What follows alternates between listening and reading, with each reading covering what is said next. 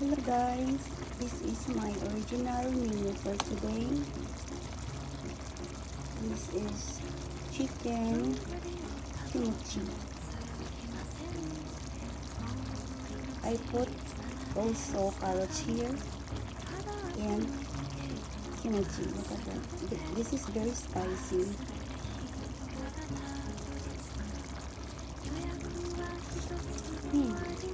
Wow.